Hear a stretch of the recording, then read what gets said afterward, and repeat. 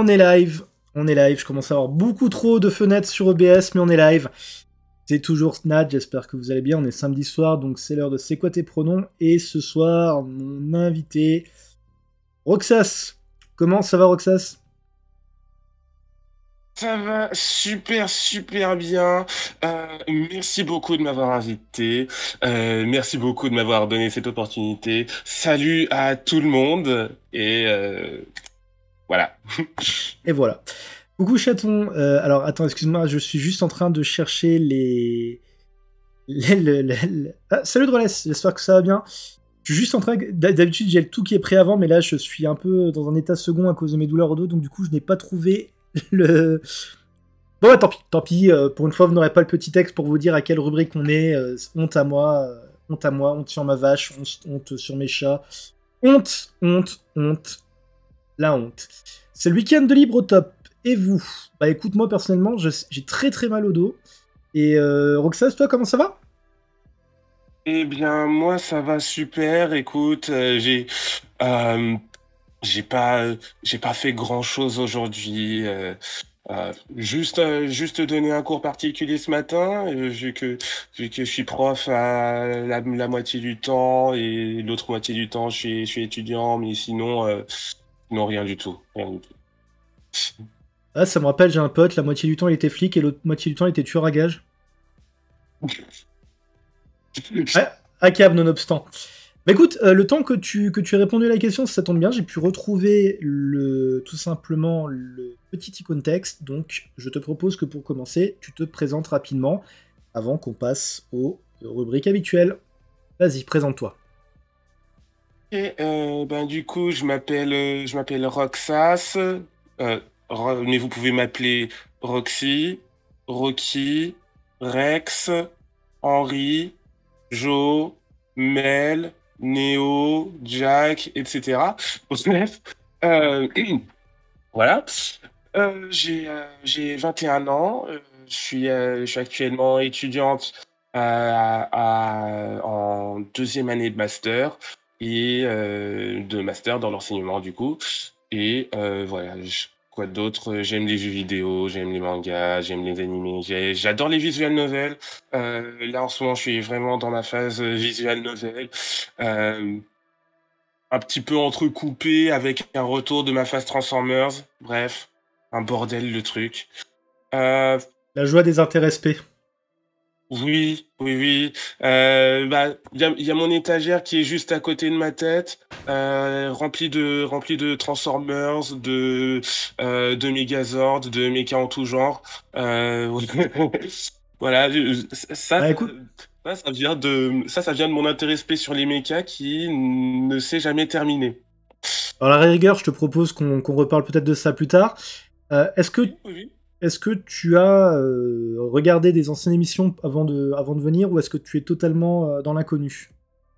Il se trouve que j'ai regardé quelques-unes de tes émissions previously, auparavant. Du coup, je sais plus ou moins à quoi m'attendre. Donc tu es prêt pour le portrait chinois, qui n'est pas chinois d'ailleurs? Et ouais, c'est parti. Allez hop. Si tu étais un film, Je serai Transformers 2. Transformers 2 parce que beaucoup de potentiel latent, mais une exécution un peu au ras des pâquerettes à cause des circonstances. oula, ça va là, la self-esteem Dis- Autant te dire que non. D'accord, ouais, non, parce que là c'est un peu, ouais, j'aurais pu être pas mal, mais non en fait.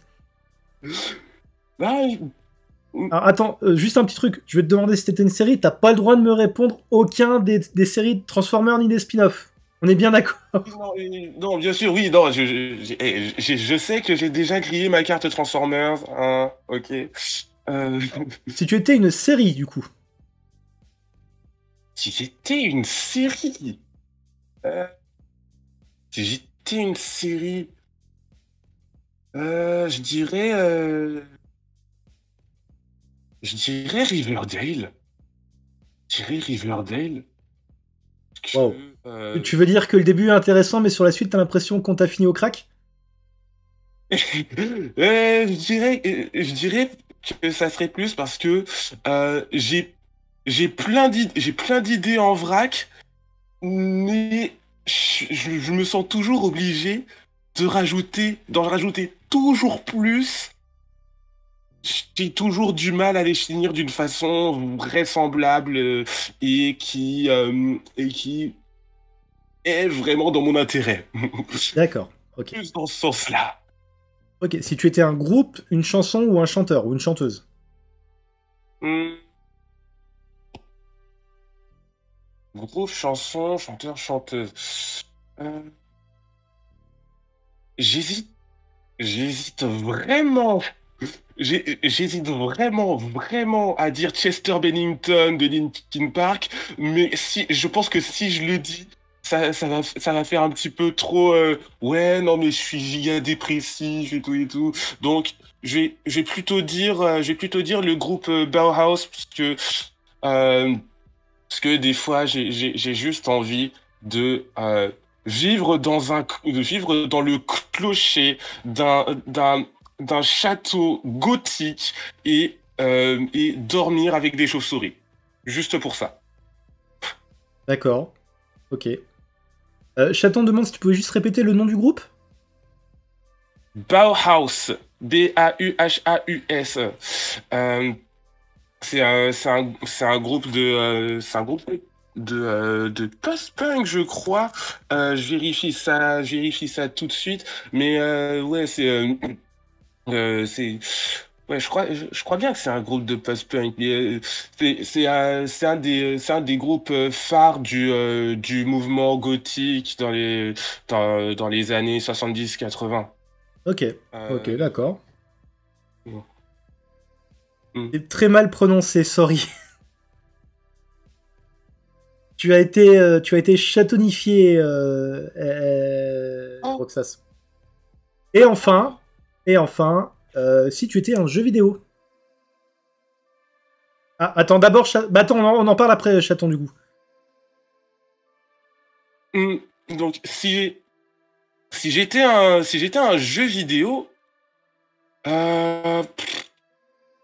si j'étais un jeu vidéo, je dirais Kingdom Hearts parce Oui, que je suis un concentré d'énormément d'univers différents.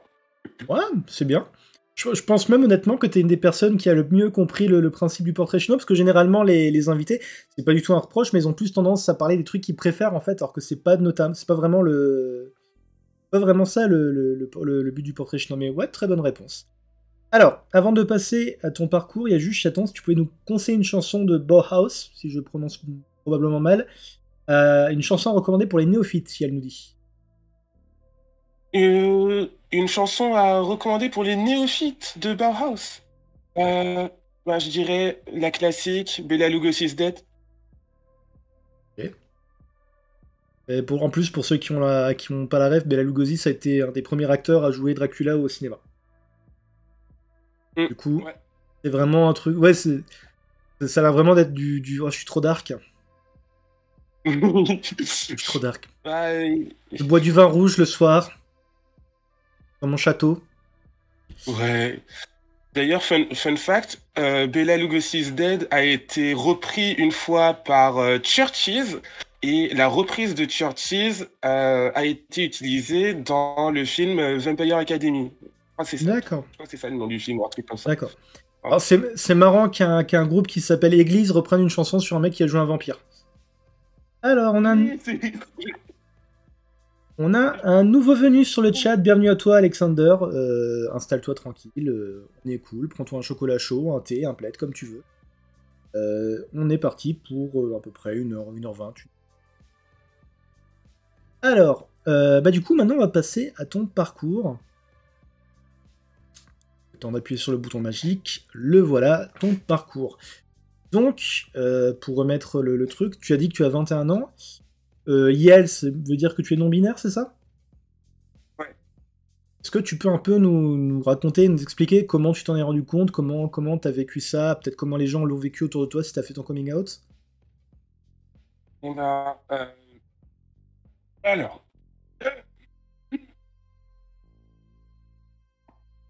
Tout a commencé par le moment où je me suis aperçu que j'étais bisexuel. Voilà. C'est là que tout a commencé et que j'ai commencé à m'intéresser à la communauté LGBT. D'accord. Euh, donc de là, j'ai commencé à discuter avec pas mal de gens sur Wattpad et c'est là que j'ai rencontré une fille. Une fille trans qui m'a énormément aidé à me poser les bonnes questions sur moi-même, sur comment je me sens en tant que personne, comment je me sens par rapport à mon genre. Et du coup, c'était en 2018, si je dis pas de bêtises, que je me suis mis un petit peu euh, à, ex- à explorer différents pronoms. 2017-2018, quelque chose comme ça. Donc Euh, t'étais relativement jeune, t'avais à peu près 17-18 ans si je calcule bien. c'est ça, c'est ça. Donc voilà, j'avais 17-18 ans. J'ai commencé à me poser pas mal de questions sur mon genre. À cette époque-là, j'étais en première année de médecine et c'était une année assez obscure de mon background personnel. Euh, et, euh, Et du coup, un jour, je me suis dit, tiens, et si je créais un outfit qui me correspondrait, qui correspondrait à une version féminine de moi. Donc c'était D'accord. sur un petit jeu sur Internet, voilà, pas pitié des hannetons. Et donc j'ai fini par faire un outfit très émo, très j'écoute du My Chemical Romance à tout va. Et j'ai vu ça, j'ai vu le personnage que j'avais créé et je me suis dit, eh, j'ai envie d'être cette personne. Sachant que c'était une fille. Et à partir de là et à partir de mes discussions avec la personne que j'avais rencontrée sur Wattpad, je me suis demandé et si je m'autorisais à utiliser d'autres pronoms que il? Et si je m'autorisais à et si je m'autorisais à ne pas être un mec? Et du J'aime coup, bien la formulation, le fait que tu parles de t'autoriser, tout ça, c'est super intéressant, je trouve, par rapport par rapport à ne serait-ce que comment dire, le contexte actuel et large. C'est vrai que c'est super intéressant comme façon de présenter les choses. mmh, ouais. Et du coup, à Alors, partir de là,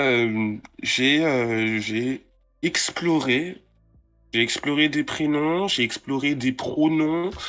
Euh, je crois une fois, quand je pensais être une fille trans, je crois que je voulais m'appeler Luna ou un truc comme ça. Et au final, non. Au final, non. Au final, à partir du moment où j'ai su que j'étais non-binaire, je suis passé par énormément de prénoms différents. Jack,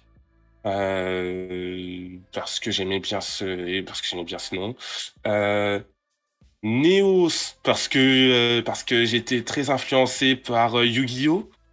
Voilà, Neos, héros élémentaire, carte maîtresse de Jaden dans Yu-Gi-Oh! GX. ce que je trouve un peu, ce que je trouve un peu drôle, c'est que tu nous dis Jack, mais j'ai l'impression qu'il y en a pas mal qui font le même démarche quand ils se rendent compte qu'ils sont non-binaires. On pourrait dire, ouais, ils vont choisir un prénom du coup qui est pas correspondant à leur genre assigné à la naissance. Et puis en fait, non, le premier truc qu'ils choisissent, c'est genre, ah non, non, mais même si je suis pas un mec, moi je choisis mon prénom. Enfin, tu vois, c'est assez. Oui, c'est vrai, c'est vrai, c'est vrai. Jack, en fait, dans un contexte francophone, c'est quand même typé très masculin, alors que il m'est arrivé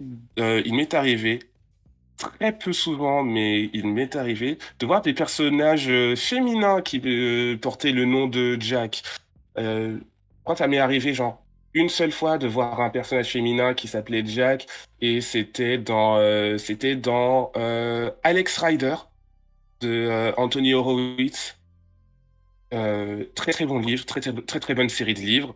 Euh, et du coup, je me suis dit, euh, je connais au moins une femme qui porte ce prénom, donc c'est un prénom mixte. J'en ai rien à battre, c'est un prénom mixte.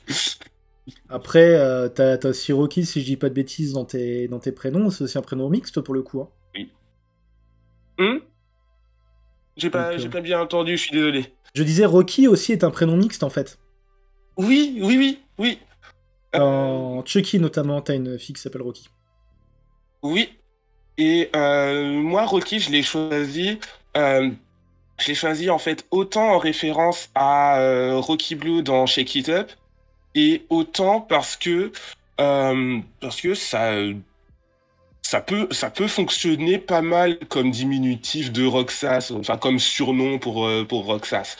Et Effectivement, ouais. au final, Roxas, j'ai fini par le garder, mais par aussi garder toutes ses variations, Rocky, Rex, Roxy, Rox et tout.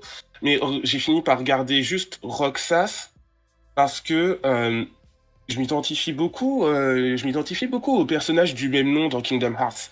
Alors, Roxas, c'est pas du tout un prénom mixte, hein, qu'on se le dise, mais au final, au final, ce prénom, il a peut-être un peu plus de valeur pour moi que d'autres prénoms un petit peu moins genrés que j'ai pu essayer.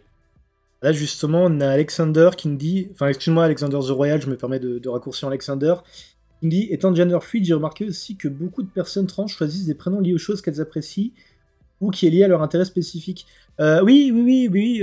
Bah moi par exemple, Sam, ça vient de Supernatural, par exemple. Et puis du coup, Ah, ouais. je me Hmm. disais bien.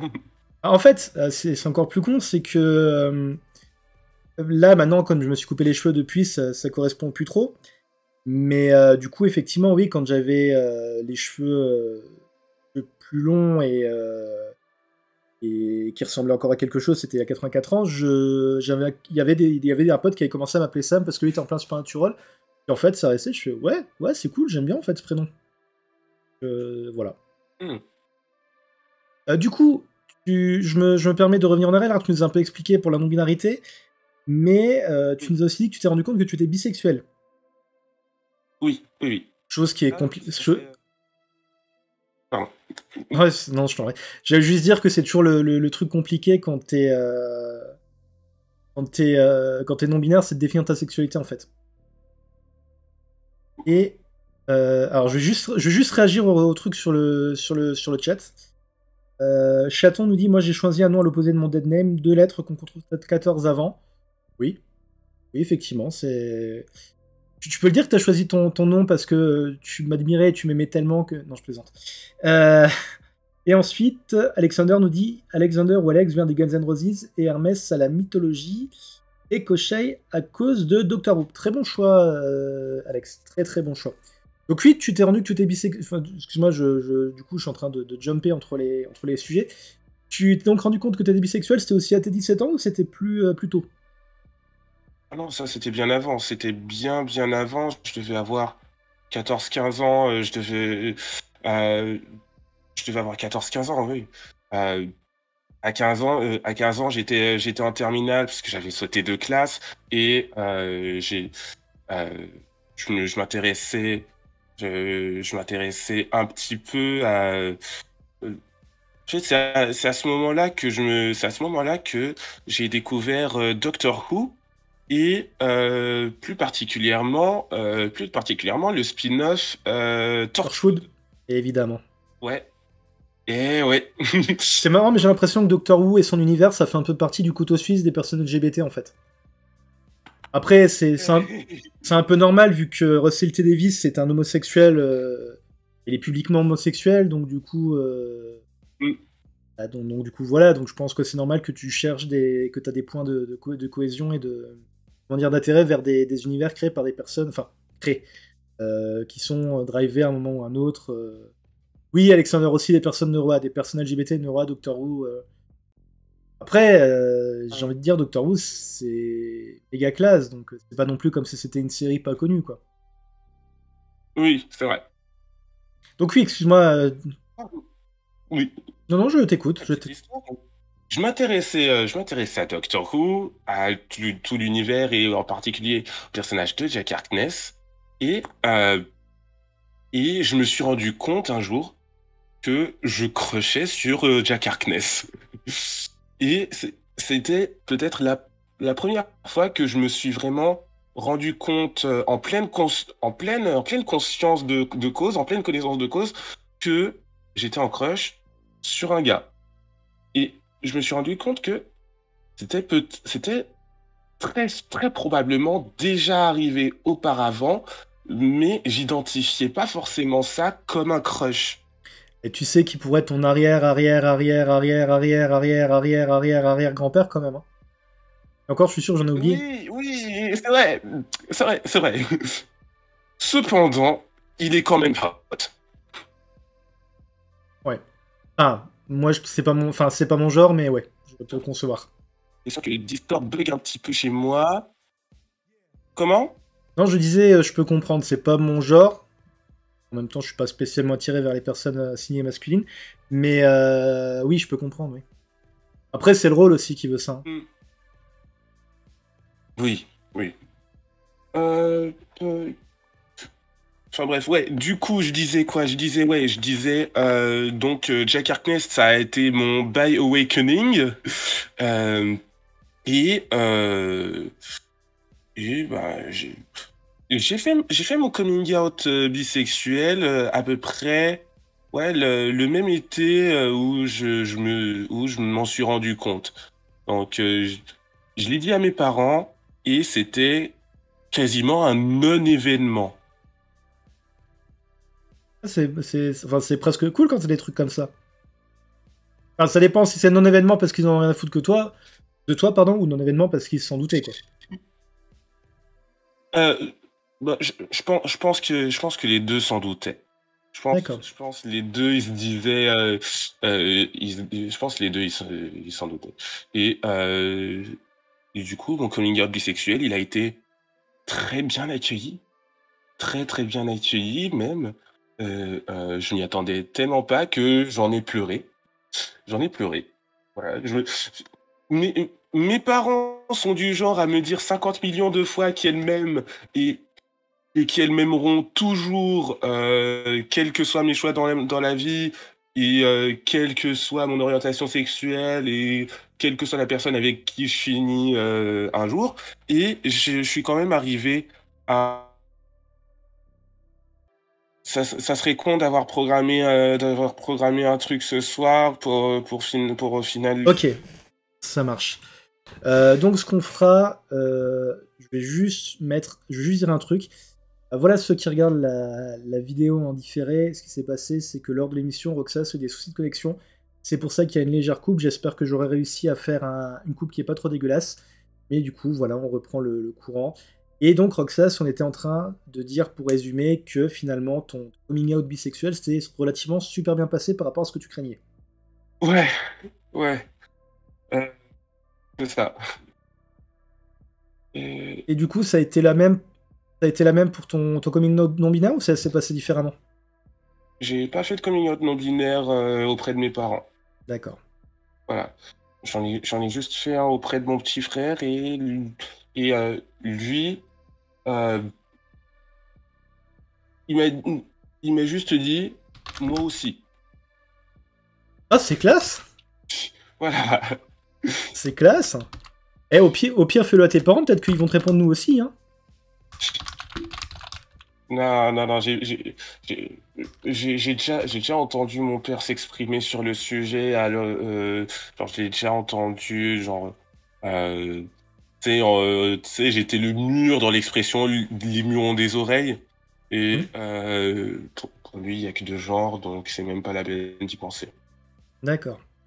Ouais, c'est pas forcément, comment dire, c'est du vieux jeu, quoi, c'est du old school. Ouais. Ouais. D'accord, d'accord. Est-ce que tu veux rajouter quelque chose sur ton parcours? Est-ce qu'il y a d'autres choses que tu veux dire sur le sujet? Eh ben, je me suis rendu compte l'année dernière que j'étais gender fluid. Ah! D'accord. C'est vrai que ça colle un peu avec ce que tu disais au début. Toujours pareil, même réaction de toi, tu le sens bien ou ça te fait un peu peur? Eh ben, eh bien, je le sens, en vrai, je le sens plutôt bien et et honnêtement, ma première réaction, ça a été plus de l'émerveillement qu'autre chose. Oh! Voilà, de l'émerveillement ouais, de l'émerveillement par rapport au fait que je sois arrivé à me dire: «Eh! Mais mon genre, il est pas pareil que mais c'est trop bien!» C'est littéralement ça qui s'est passé dans ma tête. Il y a l'émerveillement de la nouveauté, c'est ça? C'est ça, l'émerveillement de la nouveauté et à peu près en même temps, je me suis rendu compte que, le genre le genre que je ressentais au moment où, je me suis rendu compte que j'étais gender fluid, c'était un xénogenre, en fait. Ce que je me c'est ce que je me suis rendu compte que j'étais gender fluid à peu près au moment où, je ressentais mon genre comme un trou noir, en fait. Est-ce que le terme void gender, te dit quelque chose? Comment? Est-ce que le terme void gender te dit quelque chose? Ouais, ouais. Ouais. Donc ça, c'est Void comme vide. Donc du coup. ouais, c'est ça. Donc c'est comme ça que je ressentais mon genre à ce moment-là et je me suis rendu compte que bah, avant cet événement, avant que je le ressente comme ça, je savais, je m'étais rendu compte que mon genre, il fluctuait un petit peu, qu'il y avait il y avait des phases où je me sentais un peu plus masculin, des phases un peu plus féminines et tout. Et là, c'était une phase où mon genre, je le voyais comme le vide intersidéral. Et, et du coup, bah, c'est un petit peu à ce moment-là que je me suis renseigné sur les xénogenres, sur la fluidité de genre et sur les neurogenres aussi. Euh, et voilà, sur tout ça. Et, euh, et c'était une source bah, comment te dire? De nouveauté, d'excitation? Ouais, d'excitation, c'est ça. J'étais excité devant toutes ces nouvelles découvertes, sur moi-même et sur, ce que ça impliquait en termes de possibilités pour, mon évolution personnelle. Je m'excuse une seconde auprès de toi, des viewers, faut juste que j'aille chercher un truc derrière moi parce que j'ai un léger souci au niveau de ma main et il faut que je fasse quelque chose avant que ça empire. Je vous dis à tout de suite. Tu peux continuer à parler pendant ce temps, j'en ai vraiment pour 10 secondes. OK. Bah, heu, bah, du coup, ouais, du coup, c'était Me revoilà. de l'émerveillement, par rapport à toutes ces possibilités-là et ça, je l'ai déjà dit et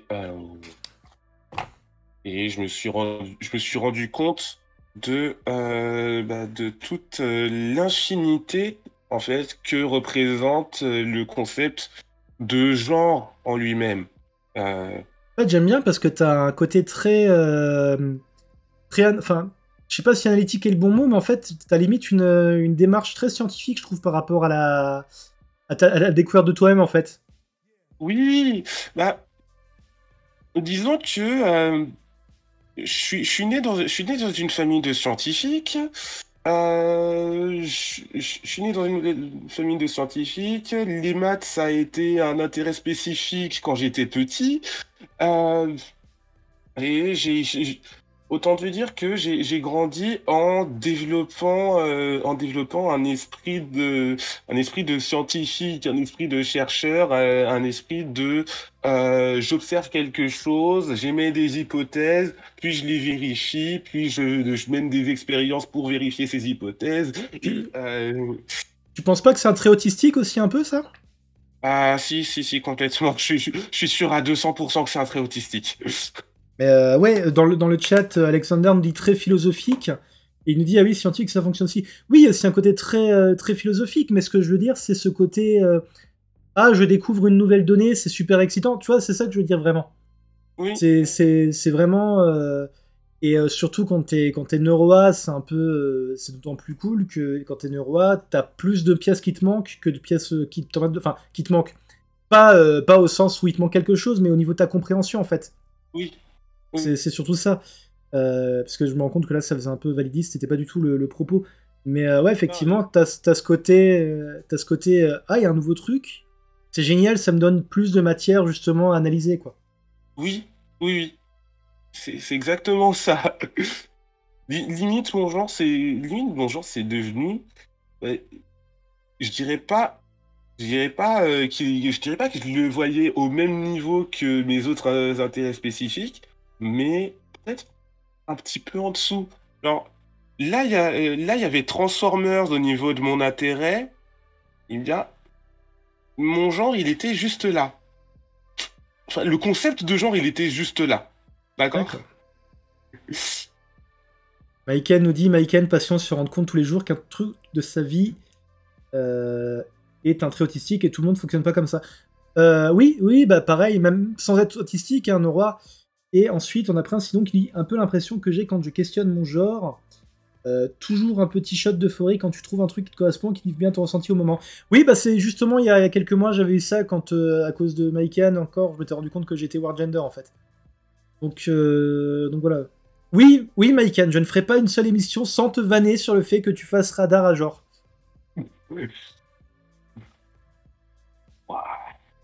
Voilà, je suis en train de regarder, là, comme vous êtes pas mal, c'est marrant, en bas de l'écran, il y a tous les avatars. Alors, on a du Batman, on a du Thanos. Bonjour, je ne suis pas Mio. Mais oui, je suis bête, je suis con, moi. Je suis con, je suis désolé, je mélange tout. Je suis désolé, je suis très crevé. Je suis très crevé. Je suis son ami, je ne suis pas Mio. Oui, non, je suis désolé, j'ai du mal. Désolé, j'ai eu la confusion dans ma tête, je ne suis pas super bien, c'est pour ça. Mais bon, du coup... Ticus, que tu as dans l'émission en décembre, est aussi un excellent radar à genre. Oui. Mais c'est marrant, hein. En fait, je pense que peut-être les personnes neuroa et LGBT, je pense qu'elles sont justement pas mal pour déceler les trucs parce que généralement, ça au moins, elles le connaissent en fait. Ouais. Donc forcément, ce que tu vois chez les autres, c'est un truc que tu connais chez toi et du coup... Voilà. Ouais, c'est une sorte de reconnaissance de motif. Et Alexander, enfin Ticus nous dit, Ticus c'est l'archive du genre, ouais, c'est ça. En fait, un jour on va créer une grande utopie LGBTQIA et Ticus sera la bibliothèque. Et Alexander me dit, moi je suis un radar à LGBTQIA+. Voilà. Oui. Alexander, je l'ai rencontré il y a 2-3 ans, quelque chose comme ça. Et j'ai tout de suite su qu'il y avait un truc avec lui il a tout de suite su qu'il y avait un truc avec moi et c'est comme quand deux manières de stand se regardent dans la rue. Je sais pas si t'as vu JoJo's Bizarre Adventure ou... Non, moi d'ailleurs ça me fait penser à Spider-Man Into the Spider-Verse quand les Spider-Gens justement se croisent. Oui, oui. Et oui, bah, c'est un petit peu la même, c'est un petit peu la même chose. Bah, moi, ce que je dis souvent, c'est que les personnes LGBTQIA+, et les personnes neuroatypiques, euh, c'est des gens qui ont à peu près la même propriété que les manières de stand dans Jojo, c'est-à-dire que c'est des gens qui s'attirent les uns les autres sans forcément s'en rendre compte, mais de façon inconsciente en fait. Alors, du coup, juste pour revenir dessus, Alexander nous dit ça fera 3 ans en octobre-novembre. Enfin, depuis 3 ans en octobre-novembre. Et Maïka nous demande le même Spider-Man. Alors non, c'est pas le même Spider-Man, mais ça colle aussi. Ça colle aussi pour le coup. Ouais. C'est tellement ça, OMG. Il y a des révélations dans le chat ce soir. Il y a des révélations. Alors, on arrive tout doucement près de la fin de l'émission. Encore une fois, je suis désolé, l'émission est peut-être un peu plus courte que d'habitude à cause de mes soucis de dos. Mais est-ce que, enfin, déjà, on va faire ça, on va continuer sur le parcours. Est-ce que tu as autre chose à rajouter ou est-ce que tu veux qu'on peut passer entre guillemets aux passions? Voilà, à la dernière rubrique. Eh bien, je n'ai pas plus de choses à dire sur mon parcours. Ok. Alors, je suis désolé les gens sur le chat, ce soir je suis totalement conscient que mes capacités de présentation d'interview sont vraiment pas top, mais comme vous le savez, je vis vraiment mal, et j'ajouterai même pour ceux qui ont vu ma dernière vidéo sur YouTube, vous savez que c'est pas forcément le seul truc qui est pas trop cool. Alors du coup, on va quand même essayer de reprendre le fil, on va donc parler de tes passions. Alors si tu as déjà vu les émissions, c'est le moment, l'émission où l'invité nous parle de quelque chose qui est entre guillemets un sujet libre. Ça peut être aussi en rapport avec la LGBTQIA qui n'est pas forcément le parcours. Ça peut être par rapport à un film qui est où elle a découverte. Enfin, tu vois l'idée. C'est ton moment, vas-y. Eh bien, récemment, je me suis passionné pour les visual novels. Voilà. Alors, Donc, non, j'allais dire Ouais, pardon. hmm Non, désolé, j'allais justement te demander de développer pour ceux qui connaissent pas, mais du coup, je pense que c'est ce que tu allais faire. Alors, donc, un visual novel, c'est quoi? C'est une sorte de roman interactif, donc de roman interactif et illustré que tu peux lire, qui possède une interface comme un jeu vidéo en fait. En fait, la plupart du temps, en fait, c'est des jeux vidéo en fait. Enfin, moi, je considère ça comme des jeux vidéo. Tout le monde ne considère pas ça forcément comme des jeux vidéo, mais moi, oui. Et, euh, et souvent, pas toujours, mais souvent, l'interface permet aux joueurs de faire des choix qui permettront d'orienter le cours de l'intrigue. Donc, Euh, c'est à mi-chemin entre le jeu vidéo et le livre dont vous êtes le héros, en fait. Exactement, très exactement. Ok. Voilà. Donc, si je peux citer des visual novels très connus, les Ace Attorney. Les Ah, Ace Attorney. c'est considéré comme visual novel? Ouais, c'est du côté plus aventure du spectre du visual novel, mais la présentation des dialogues et des pensées du personnage principal et la présentation des événements est faite de la même façon qu'un visual novel. Donc, D'accord. la plupart des gens considèrent Ace Attorney comme un visual novel. Euh, Danganronpa, les Zero Escape aussi, c'est très souvent considéré comme des visual novels. Euh, et après, on a donc Danganronpa et Saturn Zero Escape, c'est des visual novels du côté plus aventure. Et après, t'as des visual novels du côté plus roman. Donc, Hmm. Higurashi no Nakukoroni, qui est assez connu dans la fanbase des visual novels et qui a reçu une adaptation en animé en 2006. Très très bonne adaptation avec une très très bonne VF. Ici, on est pro VF. Quoi d'autre? Steins Gate? Steins Gate et toute la saga Science Adventure. D'ailleurs, tous les jeux de la saga Steins Gate ont reçu récemment des portages sur Switch, sur PS4, etc. Donc, Alors, voilà, donc c'est super cool. je me permets juste parce que là, on a perdu Maïkan à cause de toi. Pardon. Euh, alors, attendez, parce vous participez pas mal, ça fait très plaisir, franchement, merci beaucoup, merci beaucoup. Alors Alexander qui me dit on espère que ton dos va aller mieux, Maïkan me dit les douleurs on connaît. Si on peut faire quelque chose, me faire perdre 15 kilos et m'offrir une nouvelle colonne vertébrale, je pense que ça ira. Parce que du coup forcément, comme j'ai repris du poids, le dos a aussi du coup souffert. Ensuite Maïkan nous dit OMG les visual novels, Roxas je t'aime. Alexander demandait si Amour sucré est un visual novel. Maïkan lui répondait oui. Ensuite, Princidon nous demandait si Doki Doki aussi était un visual nomen. Oui. Et Maïkan disait Roxas, pardon, joue à Fly Forever Loving You. Ah, Voilà. je connaissais pas je connaissais pas celui-là. Fly Forever Loving You. Ok. Bah, je vais le noter quelque part. Ouais. Après, chaton, du coup, si sur Twitter, je pense que tu le fais déjà, mais si tu peux en mettre quelques-uns qui ont été nommés dans le chat, ça peut toujours servir pour la récupération. Voilà. Donc, et ouais. Et du coup là, actuellement, je suis en train de jouer à Steins Gate et c'est un VN vraiment incroyable. Ça parle de voyage dans le temps. C'est juste génial. Et il y a plein de gens qui connaissent Steins Gate parce que l'adaptation animée est juste incroyable. Mais il y a très très peu de gens qui savent que Steins Gate fait partie d'une franchise beaucoup plus grande qui s'appelle Science Adventure. Et c'est une franchise créée par un gars qui s'appelle Shikura Chiyomaru et qui bosse dans la société 5PB qui maintenant s'appelle Mages, si je dis pas de conneries. Et du coup, en fait, le truc avec Science Adventure, c'est que ça a commencé avant Steins Gate par un jeu qui s'appelle Chaos Head.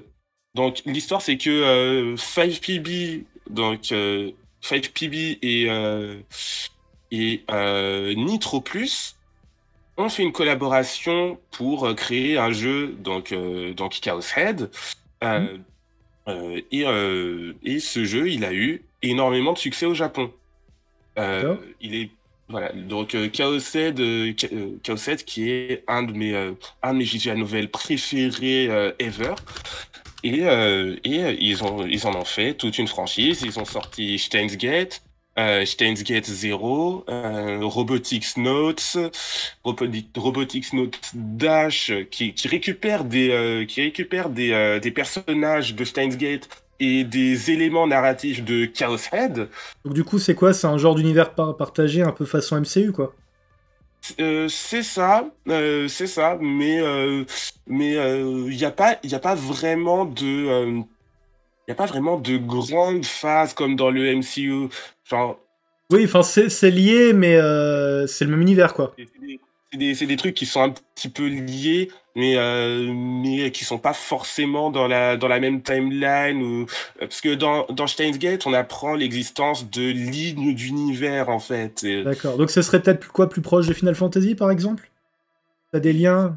Ok. C'est ça, plus proche de Final Fantasy, oui, je dirais. D'accord. Et du coup, dans les jeux dans les jeux de Science Adventure, il y a un élément qui est récurrent et c'est le comité des 300 en fait.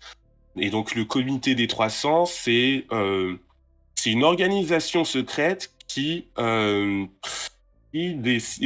décidé d'utiliser les avancées technologiques pour faire plier le monde sous leur domination. Mais C'est Elon Musk, quoi. c'est ça, c'est exactement ça. Ok. C'est 300 Elon Musk qui utilisent des machines capables de plier les lois de la physique et de la chimie. Et ce que j'adore dans la saga Science Adventure, c'est que c'est des histoires qui se basent sur des véritables théories scientifiques. D'accord. Voilà. Donc, par exemple, Steins Gate, ça se base sur la théorie des trous noirs de Kerr. Donc, par rapport au voyage temporel, par rapport à la dilatation du temps aux abords d'un trou noir. Chaos Head, ça se base sur la théorie de la mer de Dirac. Qui est une théorie qui est une théorie par rapport à la matière et à l'antimatière. Alors après, je t'avoue que ça a l'air quand même vachement technique. Oui, oui, c'est très très technique, mais c'est un petit peu mieux expliqué dans les jeux en eux-mêmes D'accord. que par le premier Pékin venu. Ok. Et, voilà. Et du coup, euh, si jamais vous avez, je sais plus qui c'est qui avait demandé si Doki Doki Literature Club c'était un visual novel dans le chat. Euh, Je crois que c'était Alexander ou Maikan, je ne sais plus. Oui, c'était Prince Sidon, pardon. Prince Sidon. ah voilà, bah, du coup si t'as aimé Doki Doki Literature Club, je peux te conseiller Chaos Head. Chaos Head qui est très très bon aussi et qui est un petit peu dans le même genre. Dans le même genre brisage de quatrième mur, ambiance un petit peu angoissante et tout. Je peux te conseiller Higurashi no Naku Koroni et je peux te conseiller You and Me and Her. Voilà, c'est trois visual novels qui font partie du même sous-genre que Doki Doki Literature Club. C'est un genre narratif qui s'appelle le Denpa. C'est un truc euh, typiquement japonais, typiquement, typiquement aube du 21e siècle. Euh, C'est vaste. et voilà. C'est vaste, dit comme ça. Oui, enfin, c'est très vaste dit comme ça, mais et d'ailleurs, c'est très dit comme ça, et d'ailleurs, les gens sont pas forcément d'accord sur qu'est-ce qui est Denpa, qu'est-ce qui est pas Denpa et tout. Et en fait, et donc, s'il y a un consensus sur lequel les gens sont d'accord, c'est que euh, le Denpa peut être résumé par, euh, par le bruit des lignes à haute tension qui rend les gens cinglés. Voilà. Alors, je t'avoue, c'est rare que je dise ça, mais je t'avoue que ça fait beaucoup d'informations et pour le coup, je t'avoue que j'ai un peu du mal à suivre. Oui, oui, désolé, désolé. Non, non, non, c'est pas grave, hein, c'est juste que, bah, en plus avec la douleur, c'est clairement pas évident, mais oui, non, ça peut être sympa. Moi, en fait, à l'époque, bah, du coup, si tu me dis que c'est comme Phoenix Wright, ça peut être un peu ma cam aussi, quoi. Comme je disais sur le chat, il y avait aussi eu un visual novel que j'ai jamais trouvé en VF, je sais pas s'il a été traduit de Silent Hill aussi. Oui, oui. Je suis en train d'y jouer actuellement sur émulateur. Il est sorti sur Game Boy Advance uniquement au Japon, mais j'ai réussi à trouver un patch anglais. Par D'accord. contre, il est jamais sorti en France. Et Chaton nous demande juste tes recommandations par rapport à Doki Doki. Ceux qui ont aimé Doki Doki. Alors, Doki Doki, c'est génial comme jeu. Par contre, Non, la question c'est en fait les jeux dont tu as parlé, que t'as conseillé. ah oui, pardon, oui, oui, oui. Donc, euh, j'avais dit quoi? J'avais dit Chaos Head, j'avais dit Higurashi, j'avais dit... Ikurashi. Ouais, Higurashi. Moins par rapport... Attends. Oui, voilà, excuse-moi, dans le chat, les gens ont peut-être mieux de l'écrire parce que là, j'essaie de. Comme c'est pas les trucs que je connais, c'est un peu compliqué. oui, Si dans le chat, du coup, vous pouvez les noter parce que là, comme dit, comme vous le remarquez, c'est un domaine dans lequel je ne pas du tout. oui, ok. Donc, Higurashi. Il est sorti en France sous le nom Le Sanglot des Cigales. Voilà. Bon. Mais à l'international, on utilise plutôt Higurashi no Naku Koroni. C'est-à-dire littéralement quand les cigales pleurent. Je tiens à dire que je suis très fier de ma vanne dans le chat. Euh, voilà, qu'est-ce que je peux proposer d'autre? Ah bah oui, le tout, si vous avez aimé Doki Doki Literature Club, je ne peux que vous conseiller le jeu le jeu qui a non seulement popularisé le terme de visual novel, qui est le premier visual novel officiel, le premier jeu vendu en tant que visual novel et pas juste en tant que jeu d'aventure textuelle, et le premier jeu qui a popularisé le genre du Denpa il s'agit de Shizuku. Il est sorti en 1996 et il a eu un remake en 2004. Alors attends, Shizuku? Shizuku, oui. S-H-I-Z? Z-U-K-U. Z-U-K-U. Voilà. Shizuku, donc c'est le tout premier jeu vendu explicitement en tant que visual novel. Voilà, donc sorti en 96 et remake en 2004. Ouais. Ok. Donc, Ouais, non, bah peut-être tu pourras peut-être me conseiller. Est-ce qu'il y a des visual novels dans le thème un peu horrifique? À part Silent Hill, du coup. À part Silent Hill, ouais. En termes horrifiques, je peux te dire, qu'est-ce que je peux te dire? Higurashi. Higurashi, c'est très c'est très horrifique aussi. Ouais. En fait, Higurashi, Ah, c'est très m'en dis, particulier. m'en dis pas plus, moi tu me dis juste le titre et puis après j'irai essayer. Hein. Je suis dans une phase en ce moment où en plus je suis plus sur des jeux où je joue plus à des jeux pour le scénario vraiment que pour le gameplay. Et ça pourrait être mon truc. Bah d'ailleurs, si tu me dis que le visual novel Silent Hill a été patché en anglais, normalement je dois l'avoir puisque j'ai chopé récemment tous les trucs de GBA, donc il devrait être dedans. Mais ouais, non, effectivement, c'est vrai que ça peut être bah, la seule expérience que j'ai du sujet, encore une fois, c'est Phoenix Wright, quoi. Ouais. Donc, je peux te proposer en termes de visual novel horrifique, Higurashi, du coup, qui est un des meilleurs visual novels qui ait existé. Je peux proposer Wonderful Everyday. D'accord. Voilà. Donc je vais juste le mettre dans le chat comme ça. Wonderful Everyday. Ouais. Par contre, il y a des trucs extrêmement perturbants dans Wonderful Everyday. Mais ouais, c'est vraiment de l'horreur psychologique en fait. D'accord. Quoi d'autre? Chaos Head, j'en avais parlé un petit peu tout à l'heure, mais Chaos Head, c'est un de mes visual novels préférés et et, euh, et l'ambiance est oppressante à souhait, vraiment. Et qu'est-ce que je peux proposer d'autre comme visual novel horrifique? Excuse-moi, Roxas, je me permets.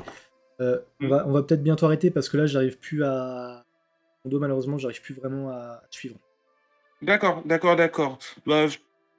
de toute façon, je pense que j'ai fait un petit peu le tour des VN que je connais. Et ouais. Ok. Donc, oui, je pense que j'avais pas énormément d'autres choses à proposer. Il y a, si jamais toi ou dans le chat vous avez envie d'en connaître un petit peu plus sur les visual novels, il y a le site VNDB. VNDB Oh. qui recense autant de visual novels que possible. Ok.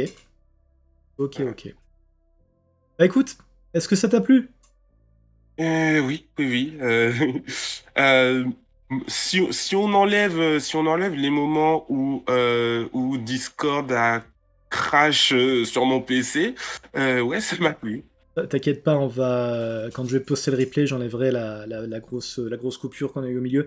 Encore une fois, je m'excuse auprès de toi et je m'excuse auprès des followers. Encore une fois, je le redis, je suis pas dans un état super aujourd'hui.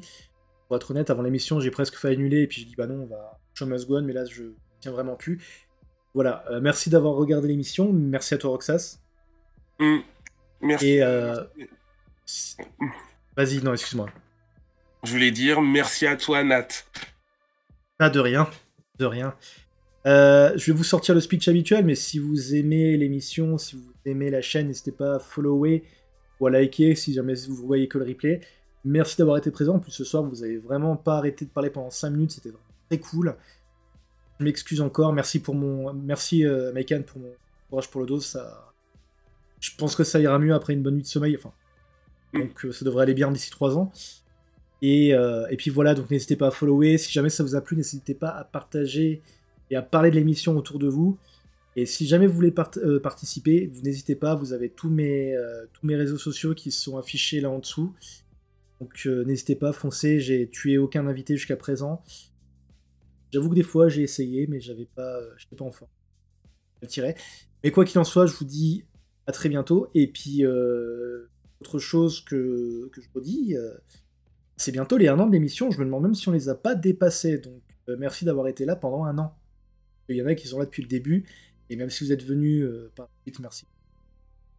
Allez, bah écoute Roxas et les amis qui regardent, je vous souhaite une très bonne soirée. Et chaton, je t'aime.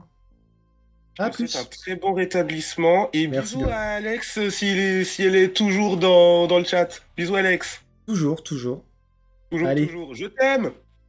Oh, c'est mignon. Je vous souhaite un très bon week-end et puis une très bonne semaine si vous voyez la vidéo en différé. Allez, à bientôt.